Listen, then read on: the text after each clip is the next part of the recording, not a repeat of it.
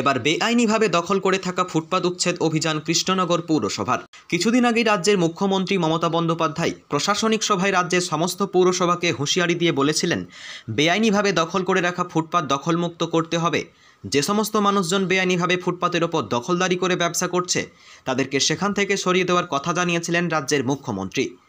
তাই শনিবার ভোরের আলো ফুটতে না ফুটতেই বুলডোজার দিয়ে কৃষ্ণনগর পৌরসভা এলাকার বিভিন্ন জায়গায় হকার উচ্ছেদ অভিযানে নামল কৃষ্ণনগর পৌরসভা। এদিন দুটি বুলডোজার সঙ্গে নিয়ে প্রথমে কৃষ্ণনগর জেলা পরিষদের সামনে দখল করে রাখা বিভিন্ন জায়গা, পরবর্তীতে কৃষ্ণনগর পুলিশ লাইন চত্বর এবং তারপর কৃষ্ণনগর ডিএম অফিস সংলগ্ন জায়গা তৎসহ পুলিশ সুপারের অফিসের আশেপাশে ফুটপাতের ওপর দখল করে রাখা বেআইনি দোকান উচ্ছেদ করতে উদ্যোগী হল কৃষ্ণনগর পৌরসভা। পৌরসভার চেয়ারম্যান, কৃষ্ণনগরের এসডিও, নগর পুলিশ, জেলার ডিএসপি হেডকোয়ার্টার এবং কৃষ্ণনগর থানার আইসির নেতৃত্বে এই হকার উচ্ছেদ অভিযান চলে। এখানে আমার বাবার দোকান ছিল, প্লাস আমার 54 বছর বয়স, আমার বাবা মৃত হয়ে গেছেন।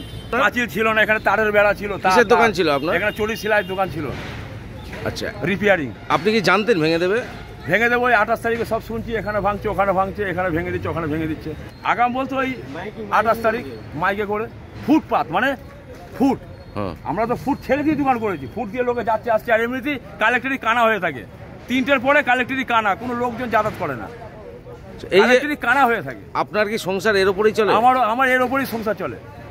আচ্ছা, এবার একটা বউয়ের চোখ খারাপ, আমার বউয়ের এছাড়া পথ নেই। আমাদের এই জায়গায় যা করবে এই জায়গায় করতে হবে ওনাকে। আমরা কোথায় যাব? কিচ্ছু করেনি, বলেও দেয়নি যে কিছু করবো বা আর কিছু ভেঙে দাও। আমার নাম রমেশ দাস, বাড়ি দাসপাড়ায়।